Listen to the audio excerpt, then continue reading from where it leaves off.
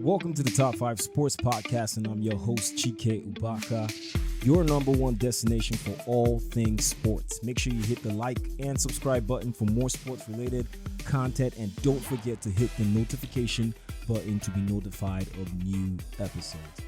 On this episode, I'm going to be talking about the 5 hottest sports topics circling around the world of sports. All right, I'm just going to jump right into it. Whenever we come across an athlete that expresses greatness in the course of their career, we tend to kind of have a blind spot. What do I mean by that? We get used to the greatness that is sort of a 9-to-5 approach, the whole clock in, clock out. Oh, we've seen it before. It's nothing new. It's already been done before.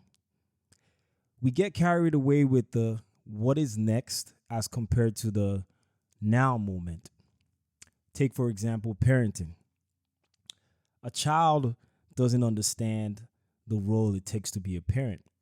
All they understand is that mommy or daddy is going to wake me up, take me to school, make breakfast for me, and however the day goes, the parent is always responsible. But one thing the parent understands is what they put in, the time they put in, the effort they put in. That is the dedication and the consistency. 2 key words, dedication and consistency from a parent's perspective. That's what makes them a great parent. And that's what we're seeing with Steph Curry. Dedication and consistency. Time and time and time again. We've gotten so used to Steph Curry being so great that if he does something great, it becomes normal. But from a fan's perspective, all we're seeing is, hey, Steph's done it. What's next? But the greatness lies within the dedication and the consistency. In a Game 7 series against the Sacramento Kings, Steph Curry put up 50 points to close out the series. He was 20 for 38, shooting 52% from the field. That is the most points ever scored in a Game 7 in a playoff history. The most points in a Game 7 in playoff history in the whole NBA. Steve Kerr, his head coach, even said that this is one of the great players in the history of the game. Keep in mind, Steve Kerr did play with Michael Jordan, but he quoted it himself saying this is one of the great players that has ever played the game. What am I trying to say? What Steph Curry is doing should not alarm any of us. We have seen it in the past, and he keeps on doing it. This guy is the same guy who was voted unanimously for the MVP. He's the greatest shooter of all time, passing Ray Allen as the most 3-points scored. We should not be alarmed what Steph Curry is doing. As a matter of fact, we should only appreciate because we only have him for so long. I'm going to talk about the game that just happened. Sacramento kept it close in the third quarter, and there was a point in the third quarter that I saw where greatness was born. What do I mean by that? The game was close. De'Aaron Fox keeping a close game. Sabonis keeping a close game too as well. And it just seemed like every time the Sacramento Kings came up with something, Steph had another thing. And there was a point where the Kings tried to come up with something, but nothing was happening. They had nothing to offer. And that was when greatness was born. Because all I could see when I was watching the game was this guy elevate his game above every other person on the court. There was a particular play where Jordan Poole was kind of dribbling through around, and he didn't know what to do with the ball, and he just passed it back to Steph Curry. Without a dribble, Steph Curry literally just rained 3-point play. And it was one of the craziest plays I had seen because it made no sense. He didn't take a dribble, and he just shot the ball. But the shocking and alarming thing about that was that we have seen it time and time again with Steph Curry. So to the normal fan, we go, hey, that's normal. That's Steph Curry. There's nothing crazy about that. But what I saw in that moment was greatness because not a lot of people in the league can do that. I can name only two people, probably Trae Young and Damian Lillard, but they don't do it on a consistent basis on the biggest stage of an NBA game. That is why Steph Curry, what we're witnessing right now, is something years from now we're going to remember this game as the Game 7 Steph Curry special. Because I say this to myself. Appreciate greatness in the moment because when the time comes up and the game and the career is over of that player, we're going to miss them more than when they were playing. It's going to be completely different. It's not going to be the same. Appreciate the players you have right now. And one of the greatest players we have right now is Steph Curry. I say all this to say this, that in the heat of the moment, the great ones show up. And that great player is Stephen Curry. You see it with the likes of LeBron James. You see it with the like of Michael Jordan. Great players show up in the big games. That's just the nature of it. You see it with Kobe Bryant. However, this should not surprise any of us. This should not surprise any of us. And like I said earlier, this is just a matter of appreciating greatness as time goes on. He's not going to be here for too long. I'm telling you, he's not going to be here for too long. So every game we see Steph Curry play, appreciate him because he is one of the greatest we've ever seen. All right. So sticking around the NBA, I want to talk about the round one of the NBA playoffs. So the first round of the NBA just wrapped up, and there's a lot of key takeaways I want to take out of that. There were a lot of players that I saw that kind of separated themselves away from the other players, and that's something I want to jump into. So the first guy I want to talk about is Jimmy Butler. Jimmy Butler is that guy. I'm saying it right now. Jimmy Butler is that guy.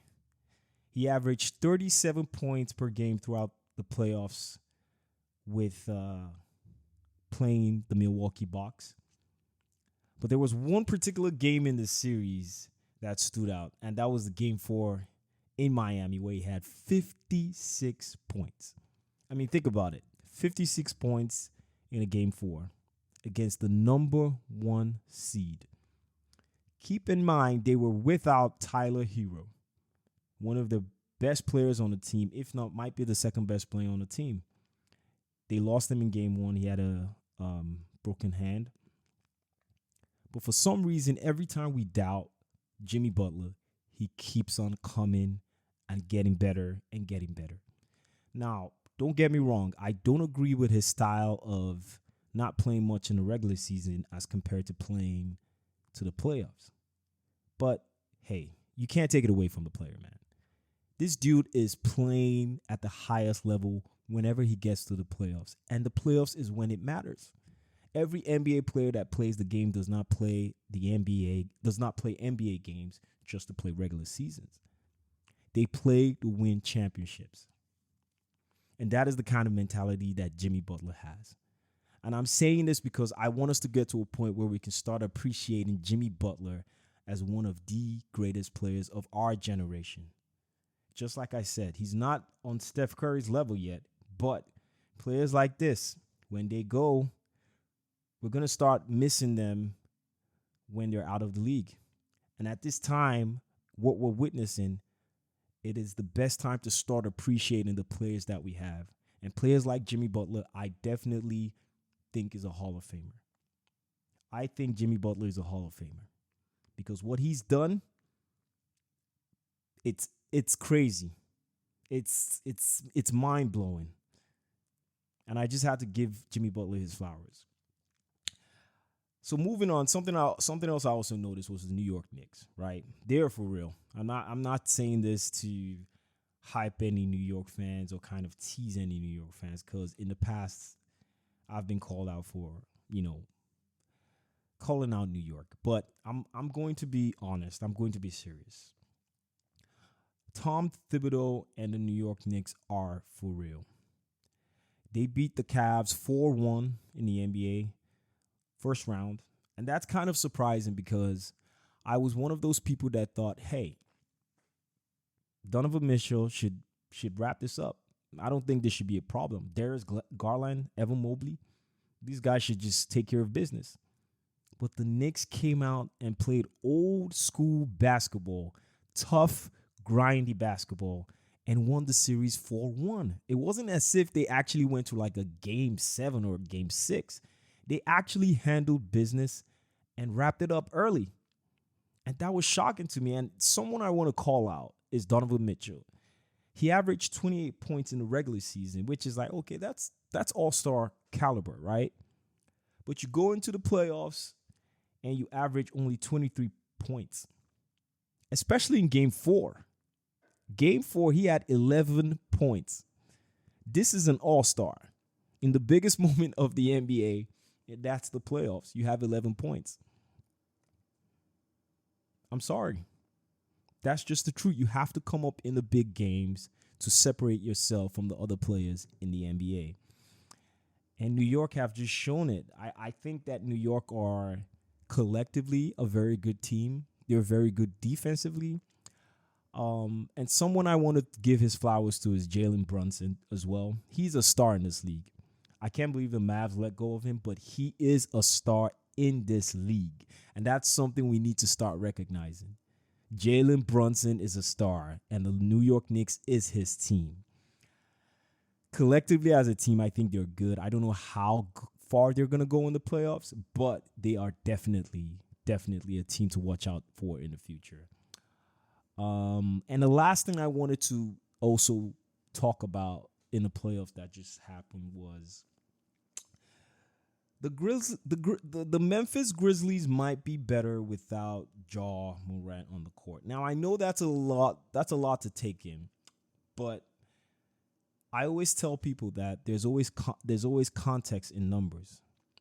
Whatever the number tells you, there's always some form of information that you can take out of it. So the Lakers defeated the Grizzlies 4-2 in the first round of the playoffs. Ja Morant averaged 24 points per game, shooting 42% from the field, which is not really good. But at the same time, he's young. I'm not going to be mad at him. He has a lot of years to play. He actually had a monster game in game 3 where he put up 50 points. However, he got injured in game 2 and he missed it. And that's the game I want to talk about because in that game, the Grizzlies actually won the game. But there is a pattern that we're seeing with the Memphis Grizzlies with Ja Morant actually playing and when he is not playing. So whenever Ja Morant misses a game, the Grizzlies play exceptionally well for some reason. Since he came into the league, the Memphis Grizzlies has had a 111 defensive rating with Morant playing and 108 defensive rating without Ja Morant playing.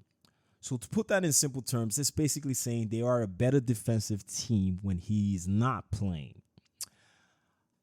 There may be factors that might go into it. He's a young player that turns the ball over, especially with the fast break. That happens. You know, he's explosive too as well. So that also might lead to a lot of turnovers. We have to get to a point where it's like, okay, are they actually really, really better without Ja Morant? Or is this something we're just is there something that we're missing? One thing I do know, though, is that the Grizzlies front office should at least know that these numbers are out there. They should at least know that, okay, we're seeing a trend here. But the question is, what are they going to do about it? What are they going to do about it? Are they going to bring in a star to play with Ja Morant? Are they going to ship him out, which I don't think so because he brings a lot of money into the club or the team, excuse me. But I don't think that these numbers should be ignored or this number should be just pushed aside. I think that the Grizzlies are looking at these numbers and saying, hey, something has to be done in here. And that should be interesting to see what they do next season. Be on the lookout for the Memphis Grizzlies. But yeah, those are a couple things that I wanted to talk about. So from the first round of the playoffs, a few teams won their matchups and they moved on to the second round of the playoffs. We have some interesting matchups coming up in round two. Miami Heat against the Knicks. They've already played, so the Miami Heat won game one on 108 to 101. Jimmy Butler had 25 points, 11 rebounds. However, Jimmy Butler got injured in that game. So would that change the course of the series? I don't know. But if Jimmy Butler does not play, that significantly impacts the Miami Heat and how they want to end up winning this series. Because I'm curious to see how the Knicks will bounce back. I like the Miami Heat winning this one, but I think that depends on Jimmy Butler's health. If he's on the court and he plays, the Miami Heat should take this to the finish line. But if he's not playing, do not be surprised about the New York Knicks. They could actually steal this and be in Eastern Conference Finals, which is mind-blowing. The New York Knicks going to the Eastern Conference Finals. They're a good team. Don't get me wrong. They're a good team. But nobody really expected them to go this far, let's be honest. So that's why I have the Miami Heat winning this series. But that is dependent on Jimmy Butler's health. It was an ankle sprain. After the game, he said it felt like an ankle sprain. We don't know how long that's going to be. But knowing Jimmy Butler and knowing his toughness, I would assume that Jimmy Butler would play. But again, it all depends on Jimmy Butler's health. The next game that is going on in the second round is the Lakers versus the Warriors. Now, this is kind of like think about it as a old school type of rivalry. And I'm not talking between the Warriors and the Lakers, but I'm talking between LeBron James and Steph Curry. Obviously, Steph's coming off a 50-point game. LeBron's looking to remind the league that that age is just a number. They just beat the Memphis Grizzlies. This series is interesting because on one hand, you have LeBron, who's at the sunset stage of his career. On the other hand, you have another player, Steph Curry, who is knocking at the door as the top 5 greatest players of all time. We already know that LeBron is a top 5 greatest player. Some might argue top 2. Some might have him as number 1. But we know what Steph Curry is doing right now is elevating him into that atmosphere of being one of the greatest players. I had a conversation with my friend and I said, well, he brought up a good point. And he said, if Steph Curry wins a back-to-back championships this year, next year, and he's an NBA MVP finalist, finals MVP, excuse me, then we have to start having that conversation of saying, hey, you might have to remove 2 people from that list and put Steph Curry number 3, or some might argue Stephen Curry actually being the greatest. Because you think about it, he's the only unanimous MVP. He's going to win, about 6 championships? And he'll have 3 finals MVPs and 2 league MVPs. To me, I think that puts him in that category. But we have to wait. We have to wait. We have to see how this series goes out, first of all.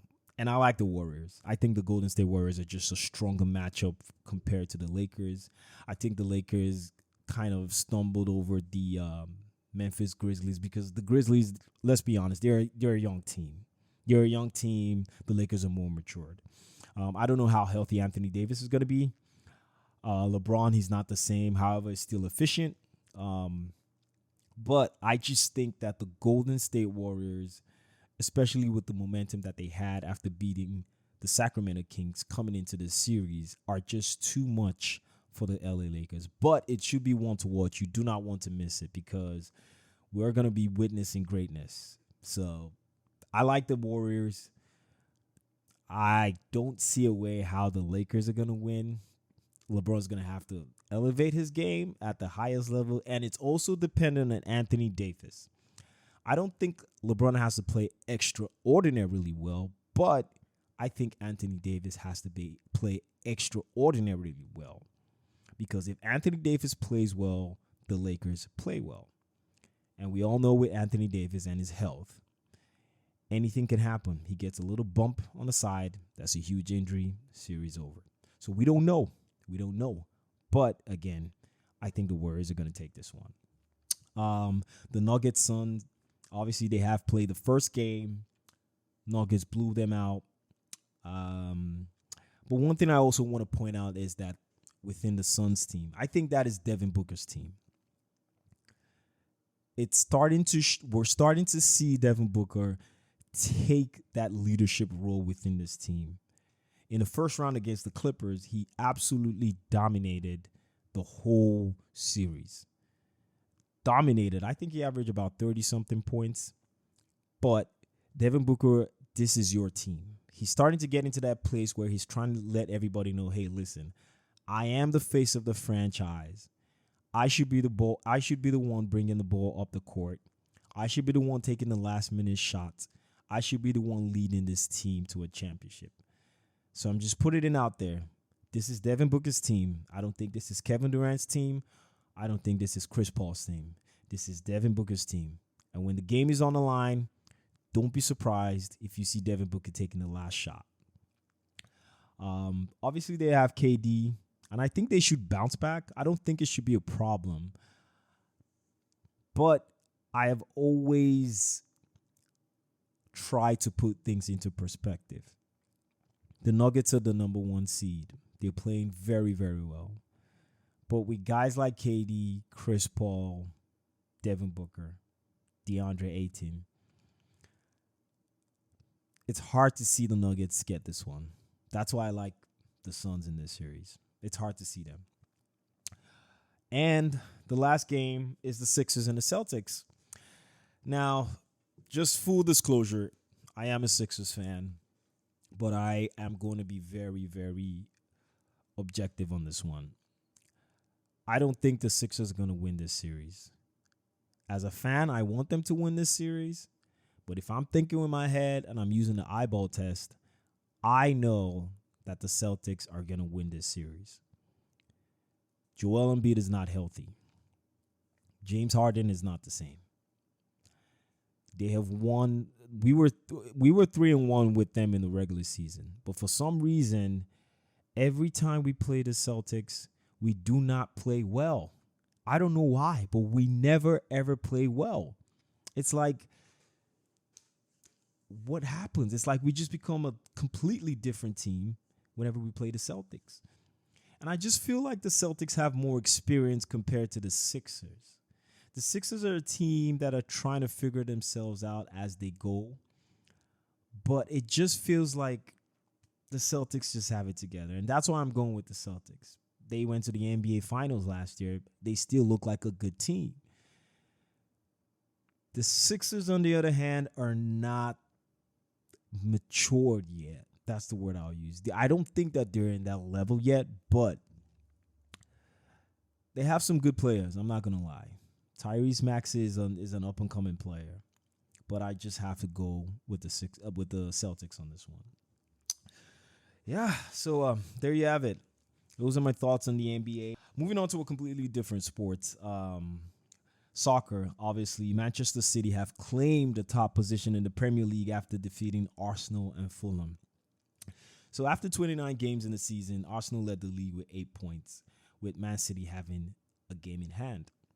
However, there was a huge game that came up between Arsenal and Liverpool, and that was one of the best games of the Premier League season. I'm not going to lie.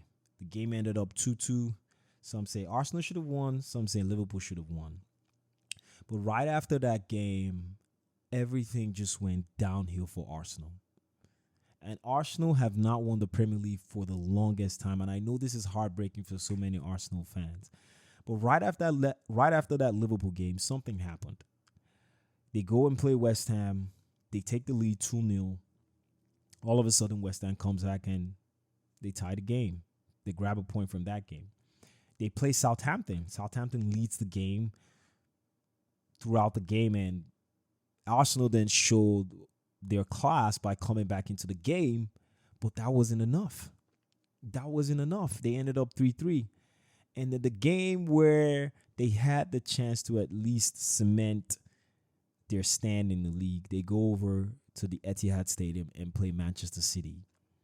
And oh my goodness, what a performance from Manchester City. Let me just put this out there. I'm a Man United fan, but it sucks to say this, that Manchester City are legit the best team in the world right now. And I really don't want to say this, but I think Pep Guardiola is the best manager in the world right now, and it's not even close. Erling Haaland is getting to that level of separating himself from every other player in the league. And don't get me wrong, I know the Manchester City system kind of favors his style of play, and he has a great backup player, Kevin De Bruyne. But you can't take away what this dude has done. He's scored 50 goals in the season. He has 34 goals in the Premier League and counting. He's broken the all-time record with a few games played, and there's still a lot more games to play. Still in the Champions League, still in the Premier League, still in the FA Cup final. Listen, if Man City somehow figure out and win this treble, we're going to have to start talking about the greatest team ever assembled. This might be one of those teams. And I just have to applaud them. It sucks that I have to say this, but Manchester City are actually very, very good. It really sucks, but they're actually good. And if you're a spectator, if you're a fan, or, you just neutral, whatever team you support, you have to applaud the style of football that they're playing. It's absolutely amazing what they're doing right now. And I also want to talk about the Premier League, other teams in the Premier League. I know Manchester City have kind of separated themselves from everybody, but I want to shift my focus a little bit to the other Premier Leagues, and especially those in the top 4 race. And I want to talk about Newcastle. So Newcastle is a team that, coming into the season, none of us expected them to do what they're doing right now. They were bought out by the Saudis, but we kind of expected that slow progression with Newcastle. Probably after 3 years coming in, they kind of figure it themselves out, probably get a better manager, and then things start to change. But what Eddie Howe has done with this team is absolutely remarkable.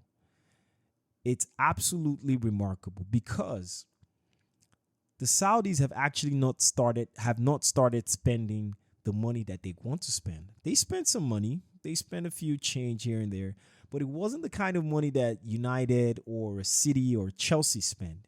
It was just more strategical, if I was going to say that. It was more targeted in their spending. And they're actually so good.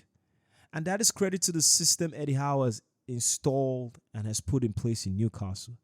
Because the approach Manchester City went with when the Saudis actually initially bought them was that they spent big money on players, and then they brought in the head coach to kind of figure out, okay, this is the system I want to play.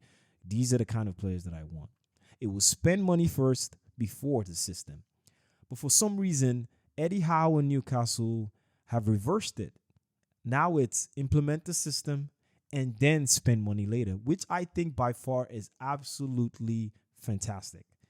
Because when a system is in place, it's kind of easy to find the kind of players you want coming in, because you don't have to worry about, I need to spend this much money on a superstar, for example, Mbappe or Victor Osimhen.